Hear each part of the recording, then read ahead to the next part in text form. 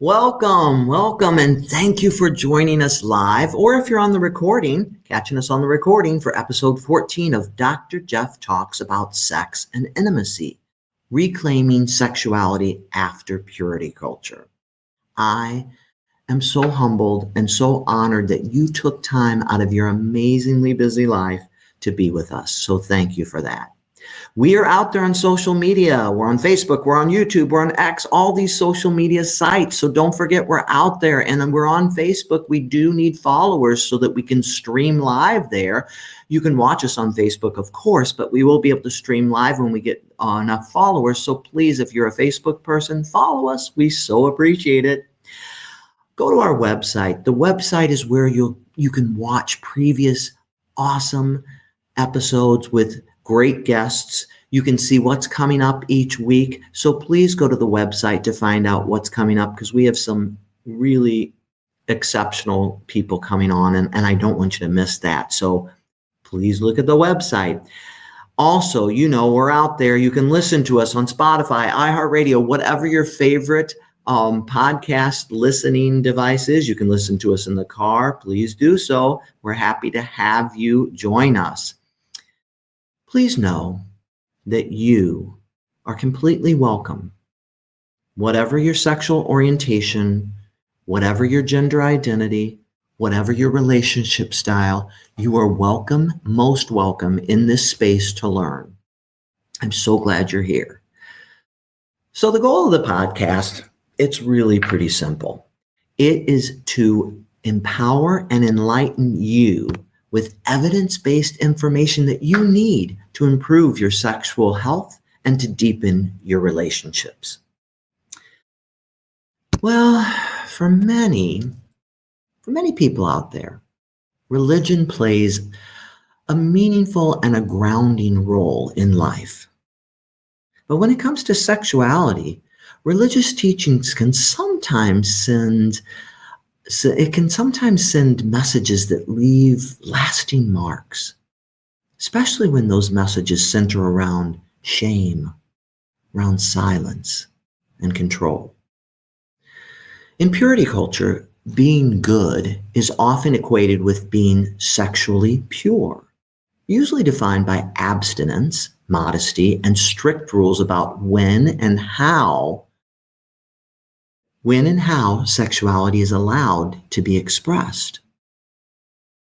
Instead of fostering curiosity, joy, and informed consent, these messages can instill deep feelings of guilt, confusion, and fear, especially when someone begins to explore their desires or steps outside of those rigid expectations. So whether you've personally experienced purity culture or other trauma from religious or cultural teachings, this conversation tonight is about healing, reclaiming joy, and embracing the fullness of who you are without shame. So take a breath, settle in, and let's begin this important presentation and conversation. I am so happy to have our guest this evening to join us, because this was something that you came up with. You wanted to hear about this specific topic. Our listeners brought this to my attention. And so I looked out there to find an expert, and I found a wonderful person who's going to share expertise with us this evening, and that is Tovah Means. She is the founder and co-owner of Watch Hill Therapy, a trauma specialty therapy practice in downtown Chicago. Now, Tovah and her team specialize in treating complex trauma in children, teens, and adults. Tovah received her Master's of Marriage and Family Therapy from the renowned Family Institute right here in Chicago up in Evanston at Northwestern University. In addition to her clinical work, Tovah teaches and consults regularly in Chicagoland and to therapists around the country. And she's a great resource for relationship, sexuality, and trauma. I'm so pleased to have you here this evening. Thank you so much for joining me on Dr. Jeff Talks About Sex and Intimacy. Thank you so much for having me.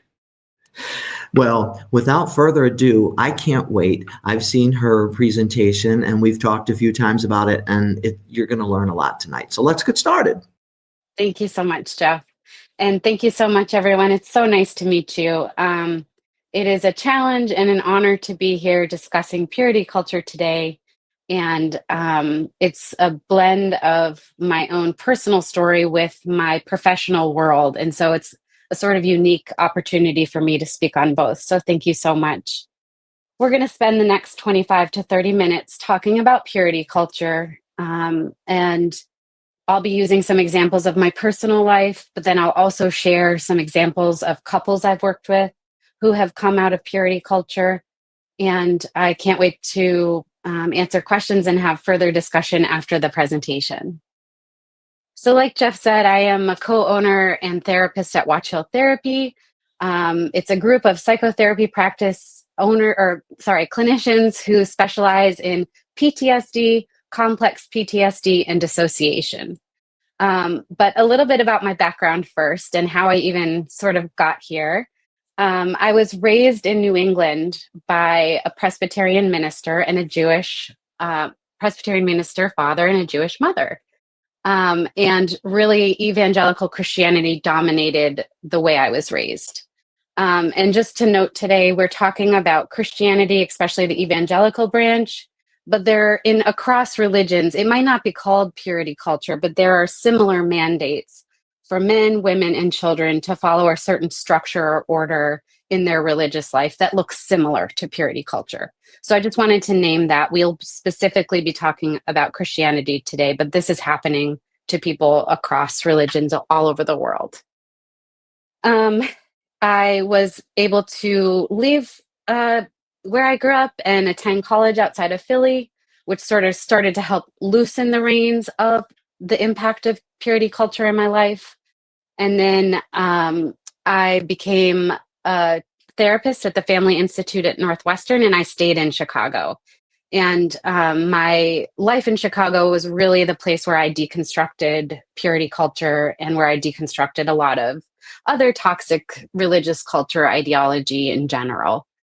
I now identify myself as pretty much agnostic, and I value religion, and especially for cultural reasons. But I through my own deconstruction process, that's kind of where I landed.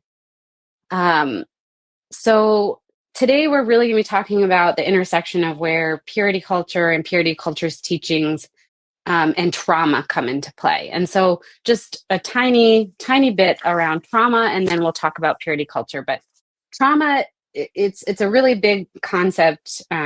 We look at it on a spectrum. So as human beings, we can all experience trauma, and most of us do. And now we're also learning that intergenerationally, our ancestors experience trauma and they pass that down to us. And that we are wired to disconnect from our bodies when we're experiencing trauma. Trauma that happens in relationships, which is really the sweet spot of my work and my practice, makes traumatic experiences shape us so much more than we ever would want them to. And so when we're looking at purity culture, we're really looking at how religious organizations and families can traumatize their young, growing children by telling them messages of shame-based thought around sexuality. So just a really little brief clip here. Purity culture is a set of evangelical Christian beliefs that emphasizes strict gender roles.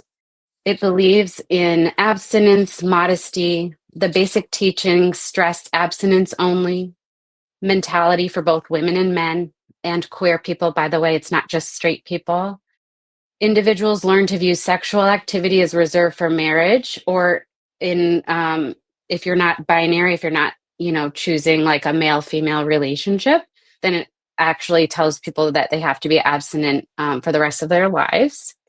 And leaders discourage dating, moving in together, sexual exploration of any kind.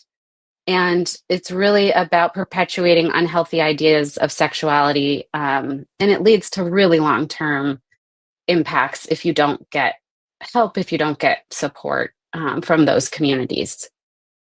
So the second paragraph is kind of interesting. The modern concept of purity culture gained popularity in the 90s. Most notable was the 1993 True Love Waits campaign. And I don't know if any of you here actually had to grow up during that. I did. It brought large crowds of adolescents making public pledges of abstinence, and not even abstinence, but like no sexual contact at all. And when my first year in college, I actually was sitting in my huge college auditorium, just getting through the introduction sessions and things like that, when we were actually told that the author of the book of True Love Waits was going to talk to us. And so I had to sit through an entire presentation, and it was really, I didn't quite understand it at the time why it felt so wrong, but it just felt so wrong. There was a lot of praise for people waiting. It just felt like a huge cultural movement. It felt like if you love God, this is what you're doing. And people much younger, all the way to their, late teens, early 20s, were being encouraged not to date and not to have any sexual experience before that. So I like Dr. Laura Anderson. You can follow her on social media. I took this quote from her.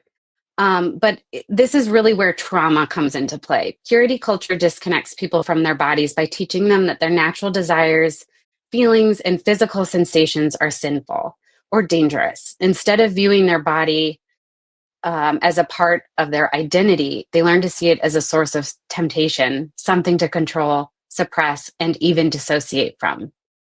So that kind of Dr. Laura talks about how that kind of conditioning really disconnects you from your body. And that's the first step in being traumatized. So when you think about having a really overwhelming, scary incident like an accident, it might not cause PTSD, but it will temporarily remove your experience from your body so that you can survive whatever the in the moment overwhelm is.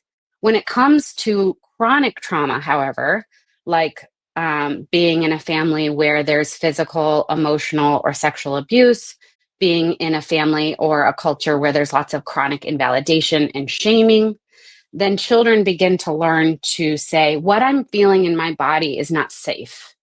There's a risk to what I'm feeling. And they start to distance themselves. So healthy sexuality is thwarted because the adults raising kids in this culture need them to conform to biblical teachings and not actually to what their own bodies are. So, growing up in this world, I was taught a lot in really flowery, lovely language that to be really close to God and close to Jesus, you had to make sure that you were as free as you could be from sin. And sin were very clear and specific actions. Sex is one of them, but there was whole other categories as well, like even the way you spend your free time or how you go shopping or what clothes you buy and things like that. And so some people are raised in this intergenerational evangelical family line, and it really cripples in some ways people from having, unless they step out of that community, having the ability to really think deeply about the things that they're hearing and saying. Authentic expressions of self become risky unless they are in line with what the Bible teaches. And by the way, to just tweak that a little bit, not only what the Bible teaches, but what that specific congregation is teaching.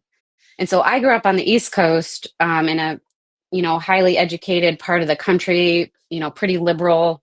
And even a lot of, some of the congregation members would consider themselves liberal. And yet the teachings were always the same about sex. And so there was a lot of disconnect between the way it sounded so lovely and so educated. And so, if you love God, this is just what we do. And generation after generation of people in the family are raising their kids this way. There's really not a lot of ability for children to question or say, but wait, that doesn't feel right. Or wait, I don't understand, things like that. There's not a lot of room or permission. There's something that happens to the adults in that environment where they start to feel very threatened around sexuality.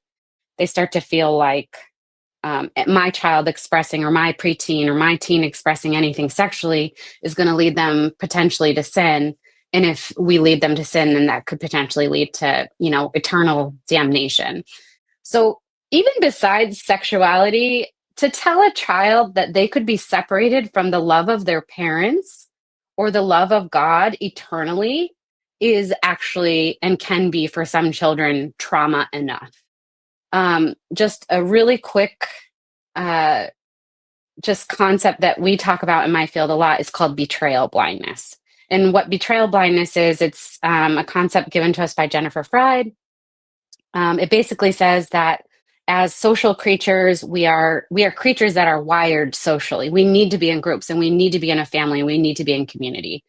And if the community or the family has certain beliefs or does certain harmful things to one another, your brain actually dissociates from what's happening, and it protects the relationship between parents. So children are completely dependent on their parents. We all started off that way. And nothing is more threatening than the feeling or thought of separation from either parents, and in religious communities, God, because you're taught that God is basically your ultimate parent. And so, at a very young age, you're really taught to see God as the only source of true information, not your body. And then you also have generations then of people who have not been allowed to explore themselves sexually, who are raising up the next generation. So I just wanted to give you a couple examples of what I learned as a preteen and a teen, that is very classic purity culture. So the first thing I learned constantly is that sexuality isn't safe, and that women aren't safe because they create longing and desire in men, and that men aren't safe because they can't control their sexual drives, which you can see is massively problematic for rape culture and things like that. But imagine, as a little boy, you're being taught you can't control yourself around women. Women are going to make you stumble.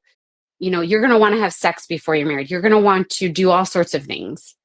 And then women are told your body is almost like a dangerous and could lead men to sin and could lead you to leave the church.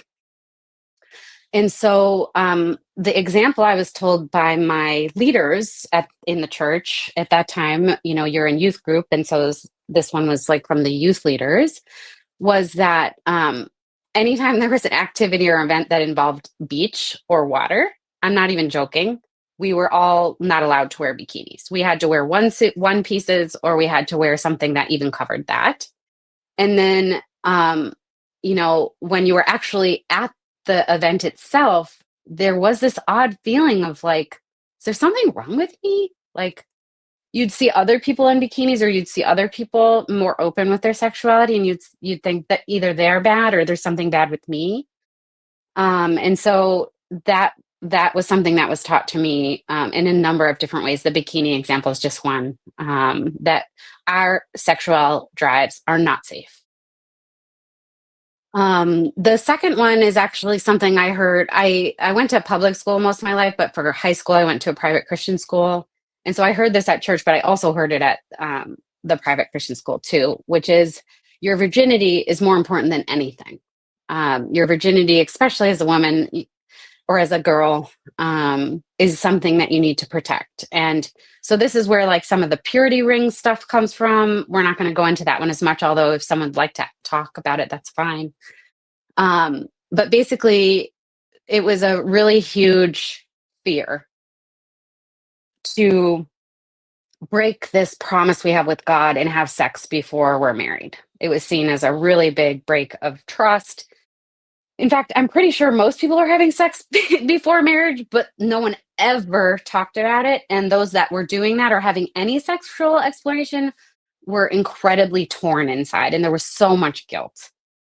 So another example I was taught, and I'll give you a few, was that my virginity is like toothpaste in a toothpaste bottle.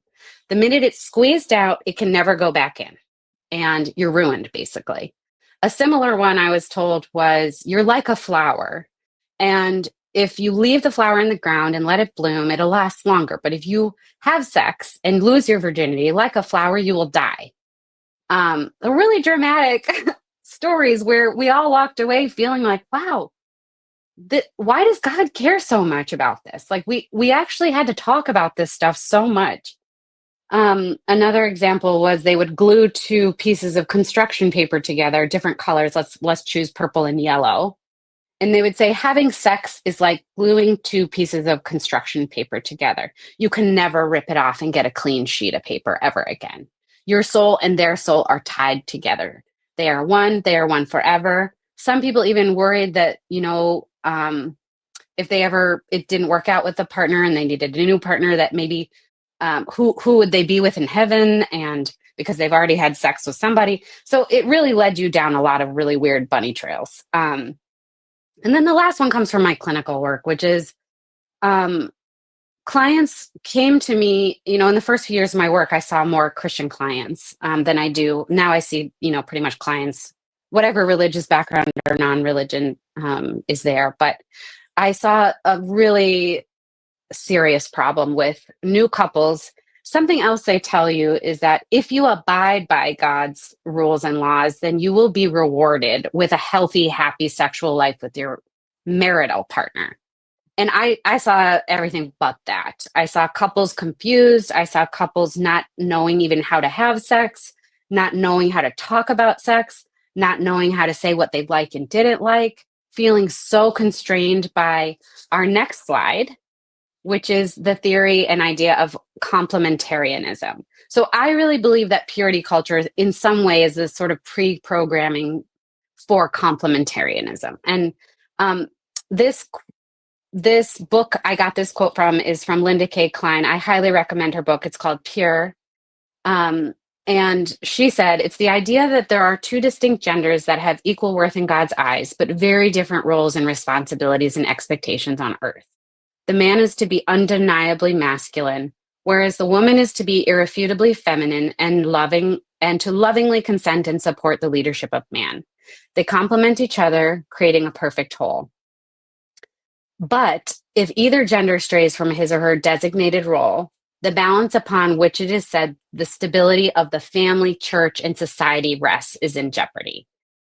So, we live in a patriarchy. So it's not that much different. It's just religious patriarchy. It's where, and I'll show a picture in a second, but basically the idea is that God mandated that he's the leader of all of us human beings. And then the man is directly under him, and the wife and children are under the husband, and then animals and nature are under wife and child. So basically humans dominate the earth, man dominates woman, God dominates all. And again, in my congregation, they talked about it as if it was the most loving thing that could happen. They kind of said, like, if the husband is following Jesus's role, he will learn to be a servant to his wife, and then his wife will happily reciprocate. But so often these couples are not, one, they don't want those roles, or it's not natural to them, and yet they've heard their whole life, I'm man, I must be masculine, I'm woman, I must be feminine, kind of thing. And so there was, as I was doing couples therapy with a lot of people, there's this constant tension between who God and the church is telling them to be and how they were feeling inside. And often as a counselor, it almost felt like touching on purity culture or touching on the complementarianism of it all was extremely threatening to people. So again, complementarianism is highly, like, it's pretty much what people go by in most congregations, most evangelical churches. You can read about it online. It's pretty incredible. People are really bought into it. Top-down power structures, defined roles. We're all serving God. The thing that they don't talk about, there's a lot more room for exploitation. I really loved, when I was deconstructing my own religious beliefs, I really loved the idea of egalitarianism. And I know that's something that we've definitely heard. It's sort of like the opposite. It says, hey, we're all connected. Members serve the collective. It's not just about one person or one leader or whoever the biggest honcho in power was. Everyone has equal rights. It's a discussion in communication with each other around what people want life to look like. There's no defined roles. People can kind of move into a more authentic self. And sex and identity are not rule bound or defined as rigidly as they are in complementarianism. So lastly, and then I just want to, start the discussion too on how to begin healing from this, is when the biggest problem, or one of the biggest problems I saw in the community, was that people were just pretending to be pure. So there were some people that were really bought into it. Obviously, with the betrayal blindness, there was, in public at least, you definitely wanted to agree with what everybody else was saying. So if sexuality is only good if it's heterosexual between man and woman after marriage, then everything else is unpure. And because that's not true about human beings are just like, we created the categories of good and evil. Those aren't actually necessarily real. It then forces everyone who doesn't fit into that to either hide and mask their true selves, or to lie and just frankly do things, behind closed doors that they weren't admitting to in front of everyone else. Because if you admitted to it, then you were a sinner, and there was a lot of fear of being ostracized. And so the sad thing I saw, and some what I worked through with some of my couples that I had seen at that time, was there's a lot of infidelity. There's so much demonization and judgment towards other people's sexuality. There's child abuse.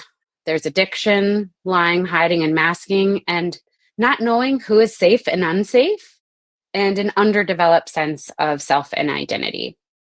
And again, it was often felt like people just wanted to show purity, but there's actually, because we're human and we don't fit into those categories, they had to hide anything that might say. And then on top of that, people's sexuality starts to come out sideways. If you're told that it's bad and wrong, and yet you feel these really natural urges, then it does a lot of weird things internally to you.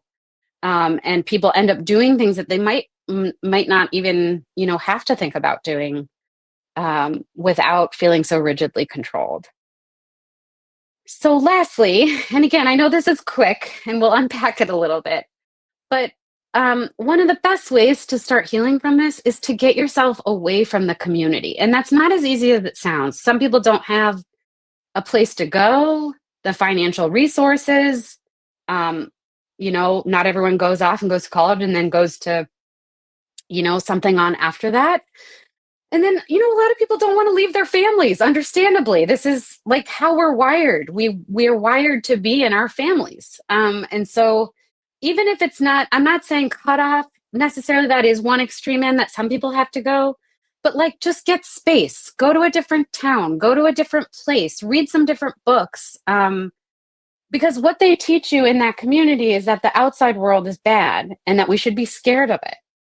I can't tell you how many times I heard the word pagan. Pagan represents people who have open sexuality, basically. And so they taught us that, outside there's a lot of pagans. And so we don't want to, tempt ourselves. We don't want to fall away from God. And there's so much isolation. Isolation is killer. That will keep you stuck. And so whatever you can do to distance yourself. I also think it's incredibly valuable to look at the intergenerational legacy of how many of my ancestors were sort of raised this way, think this way, indoctrinated this way. It will help explain some of the really poor reactions that people will get from their family members once they've distanced themselves. But it also can give you a little bit of information about why you feel so ashamed or terrified to leave the community, especially if you're coming from a family that really adheres to this kind of stuff. There were families in our congregation that, they went, they listened, they believed some of it, but they weren't as bought in or sold as other families. And so you really want to look at that intergenerational legacy and address some of the betrayal blindness that you might be experiencing, where on the one hand, you want to be free, but on the other hand, you fear intense shame and alienation. And then lastly is just to notice internally as you do your own exploring, like when I have a sexual urge or desire, how do I feel right after? Do I feel permission? Do I feel like, okay, I can explore this, I can think about this, I can engage this? Or do you feel scared, ashamed? Do you switch quickly? Does it bring up distress? And the distress is going to point to where the trauma is embedded. PTSD reactions and it's really actually CPTSD, complex PTSD that people develop in purity culture because it's from the family.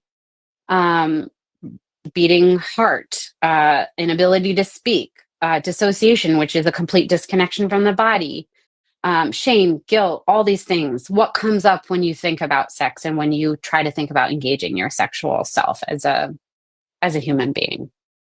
So, Jeff, we're right at 7:30.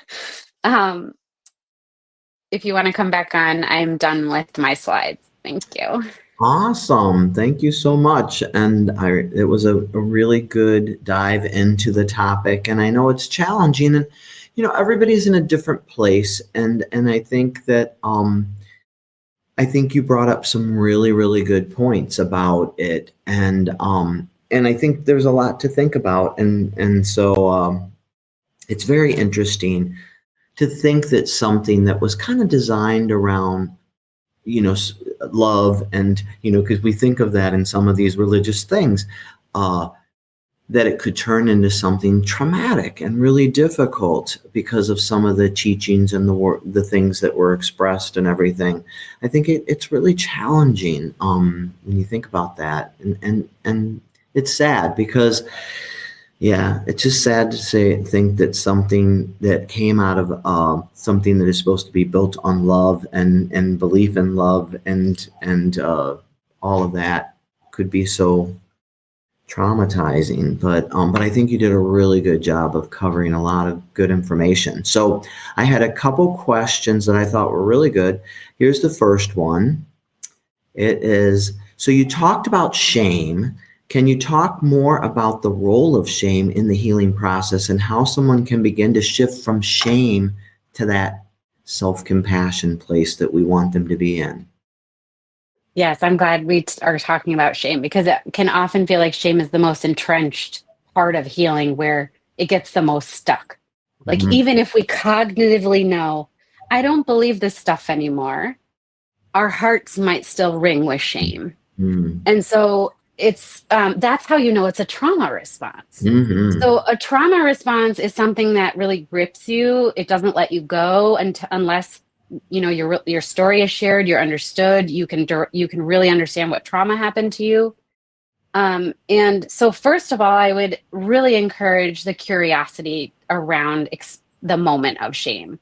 When is it happening? Why is it coming up? What does it feel like in your body? Trauma is stored in the body, and so you're going to feel your shame in your body. The other thing about shame is that it's a social emotion. So in the Christian circles, you're actually led to stay in the community through soft shaming. Some parents are really strict and they'll just, give it to their kids a lot harder than other parents who are actually just trying to raise their kids the best that they know how. But shame really is about threatening our attachment to God or our parents. It's saying, I don't know if I can be okay without my tribe. I don't know if I can be okay with disappointing the people that I'm around. And so sometimes shame is about, there's a difference between guilt and shame, right? Guilt is like, I made a mistake. I should feel guilty and make up for it. Shame is, I'm bad. And so not only are you being taught directly through your leaders that your actions are bad, even if they don't use that language necessarily, being hellbound certainly scares the living, heck out of people. But you're also then in a family where if you want to discuss the concepts that you learn in church or whatever, it's shot down immediately. I remember an experience I had where I was in my deconstruction process, and I was with a group of people who were all from the past evangelical crew. And I said, yeah, I don't really think you need to wait to have sex till you're married. And the minute I said that, someone said, but that's what God wants for us to do, right? And I remember feeling like, oh my God, my answer to this is like going to make or break something here. And that's how shame feels. It's so serious. You feel so life and death about the choices you're making sexually with your body. And so, I can wrap this up too. I don't know if Jeff has something to add as well, but shame is about noticing, knowing that it's actually not about the way you think that's wrong. It's about your attachments to your family and whether or not you really feel free to explore, and then really sifting through what you learned and deciding if it really means something to you now. And I think the thing I wouldn't do as shame is to try to outthink it or to beat yourself up for it. But to notice it almost as like a part of your lived experience that you're trying to work through. Definitely. And I think shame's such a big part of it. Lori had said, I feel like deconstruction has become a hot topic in many faith circles. Doing the inner work is so important. Reconstruction is possible, and it is a beautiful thing. And I know with my work with patients too, they're like, we're trying to work on them embracing and enjoying their sexuality within their loving relationship. And even though they're in a relationship that they're still involved in their church, they still in a relationship that their church supports, they're uncomfortable because they're like, that's dirty, that's wrong. And then when we pull it all apart, what I try to do, and I'm sure you do too, is I try to meet my patients where they are. And so I say, okay, I know your religion is monumentally important to me. Mine is monumentally important to me as well. So I understand that and I honor that. It's a big part of who you are. But let's go back to it and look. And when we actually went back and looked, even their church leaders were saying to them in the Bible different things. They were like, yes, it does say that sex is a beautiful gift that God gave us and we are to enjoy each other's bodies, but they're not, because they're so feeling so much shame around touch, and that's a dirty place on the body. This is wrong, this is right, even though now their church too is saying you are free to explore and enjoy and love each other and love the beautiful gift of sex that you've been given by God. So even when they're working within the space of that, shame slips in. They've set up so many walls because of the trauma and the difficulty and the things that they've learned. And I know you've heard this too. I mean, one person described with their culture that there were people outside the room when they were consummating the marriage who kind of converged on them afterwards to check sheets and just different things that, and maybe in the beginning these things were thought of as not being so, I'm sure they were not designed to be traumatic, but they can be so traumatic for our patients. Yes. I heard a lot of weird stuff from adults, even when they were really trying to convince us to stay celibate. And actually, different church leaders that I respected would talk to us about their own sexual relationships with their partners, which was so inappropriate. We were just teenagers, Mm-hmm. But they were trying to sell us so hard on, wow, we waited, or wow, our sexual relationship is so good. And to a bunch of like ignorant teenagers who are just, wanting to hook up with people just to explore things, And And you're it just, going, TMI, why are you telling us yes, this? I'm a teenager. I don't want to know about your sex life. absolutely. There's so many, whether it was intentional or not, so many boundary crossings. As much as sex was seen as bad, it was also glorified in a marital setting only. And that was like sort of like the prize. Mm-hmm. We just did Dr. Kellogg joined me and we did something on non-penetrative sex and outer course. And again, same thing. Oh, the goal is always that's where you're headed. That's where it always goes. You're programmed to believe it's this. And then when challenges come up or difficulties and you're looking at it curiously and finding new ways of being sensual and sexual, it's scary. And you're like, that's not okay. I can't do that. When it's like, yeah, you can. And so I really think the curiosity that you brought up is so important, and the joy and the bliss. And what's so funny is in the Torah, in the Bible, joy and bliss are a big part of what's supposed to happen, right? Yeah. That it seems so counterintuitive to, to some of the readings that you're literally seeing about how important joy is. Yeah. So, and like I said, nobody yelled at me. Nobody said, you dirty girl. Nobody said, like, they were like, this is about love. This is all about love. And I know not every church is like that. There's very much different kinds of congregations. And so it was hard to pinpoint why people felt so ashamed, even because they were kind of like, this is the right way. And look at all of us married people, we're happy. But like Mm-hmm. what I said before, behind closed doors, the teenagers didn't get to see it. But behind closed doors, there was so much unhappiness. Mm-hmm. And I think part of it is that it's created on a patriarchal structure, which is really like male dominated. And it's about control for some people, much more than it's about God's love. I've definitely met some people where it's truly about God's love. Mm-hmm. Um, Definitely. mhm. But I've met just as many where it's about control, and it's about being that man at the top or being a good husband in God's eyes or whatever that meant. Mm-hmm. But it ended up controlling everybody's choices. Mm. So difficult, so difficult. I know for my patients too, I bring in a lot of, I love Brene Brown, who's a great shame researcher. And I use some of her work from Rising Strong, and then also The Gifts of Imperfection, Learning to Live a Wholehearted Life Again. Because I think they need some tools to help them start over and get past the shame. And it can be so challenging. A couple other good questions let me give you. So, what are some of the criticisms of purity culture, and how have religious communities started to address or rethink it in recent years? Well, that's a good question. But to be honest, I have so been out of purity culture for so long, thankfully, that I Yes. don't actually know what the current like what is happening in current communities. Because now I like my social circle just doesn't involve a lot of that.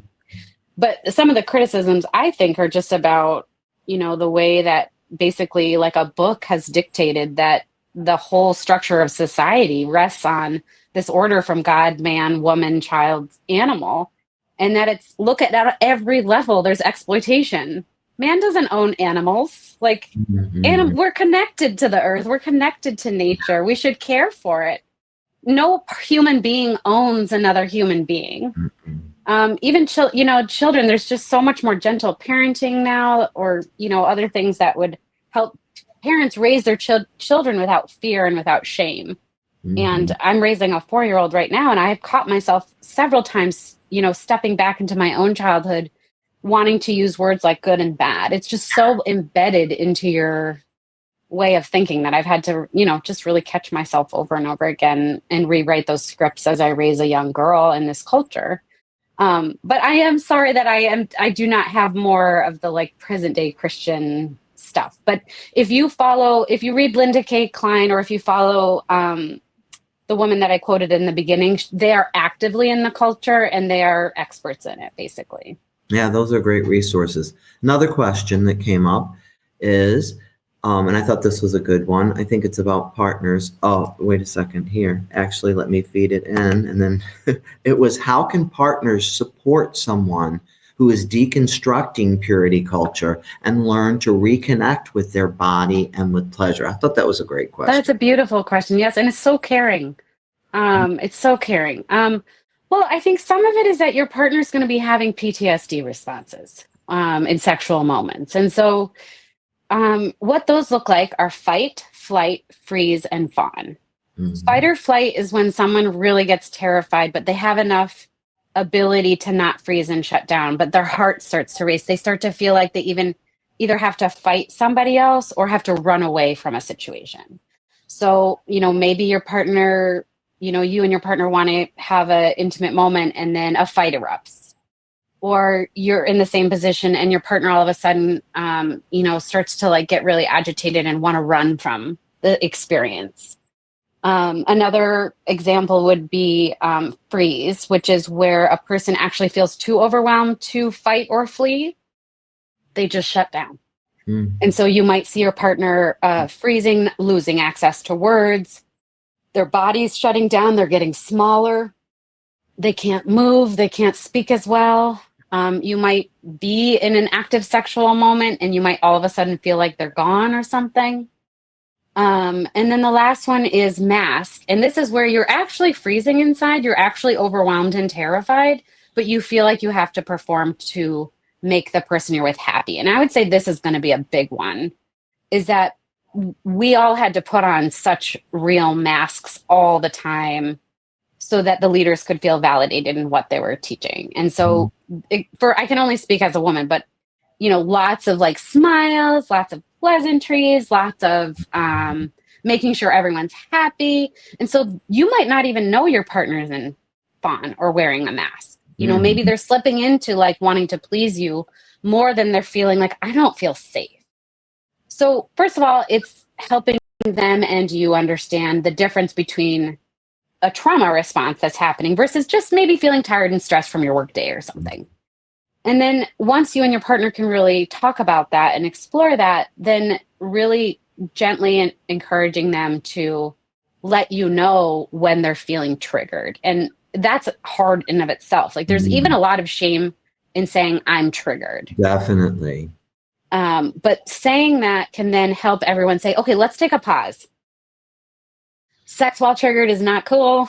It's very overwhelming. Could the couple take a minute and just like know that like, let's just take a pause on the sex and let's talk a minute. Do you need something, partner? Do you need space? Do you need a touch? Do you need a hug? Do you need to talk about what you're feeling? And hopefully the partner, as they're deconstructing, can tell you, yeah, like you touched me this way and my mind went here. And then naming it, and again, observing it with curiosity and compassion will then lead actually to more intimacy, which is awesome. It may not be sexual at first, but it will be emotional. And that is the seat, that's part of the seat of good sexual long-term relationships is feeling emotionally safe. And so trauma responses, figuring out if your partner with them, if they're triggered, and then stepping away for a moment to co-regulate or re-regulate and letting them know we can either move forward after this or we can just wait until another time. That's such good advice, because I know my patient yesterday was really sharing with me. She said, when I'm triggered and I'm traumatized, I can't talk. I can't deal with it. Yeah. And I said, that's okay. And she said, her goal, and it was really good because she articulated, my goal is that I don't want it to take me a couple days to get back to it. I'd start to like decreasing the amount of time when I'm ready to come back to it and talk about it and process it, because we've been working on her processing it with her partner. And she has been doing that, but she's like, I don't want it to take a week or a day or whatever. I'd like to get back to it. And so we've been working on that. But like she said, when I'm triggered, it's just so hard. And then she's like, and then I don't know how to communicate. I don't know how to express my emotions. And I reminded her, you do a fabulous job in my clinic of articulating what you're going through to me. And she's like, well, my emotions. So, we give them tools. Like I gave her a sheet of all the different emotions. I said, you can use this sheet if you want, whatever will help you to be able to articulate it. But I kept reminding her, you do a beautiful job of articulating it to me. I know you can do a beautiful job of articulating it to your partner too. You underestimate yourself, and you're incredibly brave to step back in and talk about it, because it's not easy after you've been triggered. So no, it's very difficult. I say what you're talking about is called the window of tolerance, where, when you're healing from trauma, you're learning how to allow the traumatic memories to come back to you, but stay present, which is hard. Really? But that work really starts to open up your window for what you can handle in the future. And so, yeah, the first time, maybe you shut down for a week. And then maybe with time, if you keep at it with your providers, or with your partner, you'll find that window is, if there's love and non-shaming, will get more decreased over time. So you got to be really patient with yourself and really let yourself know, like, I'm not in control of being triggered. I'm not in control of having a trauma response. My body hijacks me because it thinks it's not safe. And so this is all about safety. And once you allow yourself to kind of know that and be triggered, then you give yourself more room to find safety. And then it'll start shortening the window of tolerance. Definitely. I just put in the chat to ASECT, because a lot of people are like, how do I find a provider? And if you go on ASECT, AASEC.org, American Association of Sexuality Educators, Counselors, and Therapists. You can hit the find a provider button and find people in your state, in your area. And now you don't have to live right by them. Sometimes you can do it over a distance or something in your state or something, but you can get wonderful people to help you. And this has been so great. I really have enjoyed every minute of it. I'm going to go to talk a little bit about and do a little bit of a centering exercise to get people in a different space. But before I do, is there anything else that you would like to share, Tovah, to summarize or complete what you'd like to say this evening? You've already said so much and summarized it beautifully, but if there's anything else, I want to give you that opportunity to share. Well, thank you so much. I think we're all really capable of finding different safe spaces to explore these things away from our families. And it's not easy. It's a risk. It's a brave thing to do. But I can't tell you how freeing it has been to actually throw off purity culture and just realize that if I trust my body, it'll let me know what I need and I want sexually and in every other way. And that is the most incredible resource that we have, is like our own bodies. And that what we're doing is we're just trying to remove the junk that got put in there instead of just pure natural healthy development. And so you guys got this. You can definitely do it, especially if I can do it, you can do it. And I really want to thank you for that personal sharing that you did, because that's not always easy. We're caregivers, we're all that, but you really shared some personal things and were vulnerable. And that was speaking of brave, that was incredibly brave. Thank you. So thank you so much. I know we have given you a lot of challenging things to think about this evening. So let's take a moment and pause and breathe with me. You know how we do here at this point in the podcast. The ability to be present in moments is a major component of mental wellness. Psychologist Abraham Maslow said the ability to be in the present moment, to be actually authentically in the present moment, is a major component of mental wellness. So find a comfortable position, whether you're seated, lying down, or standing with your feet planted on the ground if you can, or if you're laying, it's okay. But if you're sitting or standing, your feet firmly planted on the ground. If you have your shoes off, you can earth a little bit and be connected to the wood or cement or whatever's under you, the flooring. If you're able, gently close your eyes. Let your hands rest softly wherever they feel at ease. Now, take a slow, deep breath in. Let it fill your belly. And exhale gently, releasing any tension you may be holding. Let your shoulders drop. Unclench your jaw. We like to hold tension in our jaw. Soften the space between your eyebrows, that little spot that's getting wrinkled. Soften it. Release any tension in the pelvic floor. Let go of anything you no longer need to carry in this moment. Bring your attention inward. This authentic you is always there. This breathing pattern, slow, deep breath in and gentle breath out, is always there to help soothe you. Notice your heart beating. Quiet, steady, alive, miraculous. This is your body. This is your home. You are not broken. You are enough.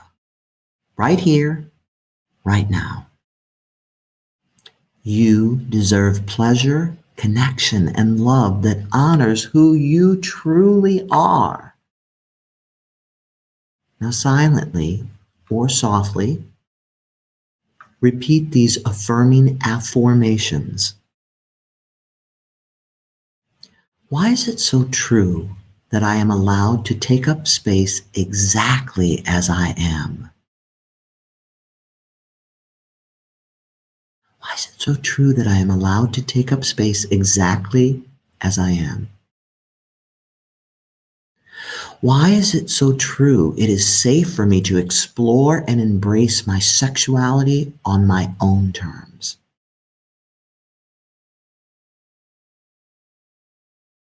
My body is worthy of love and tenderness.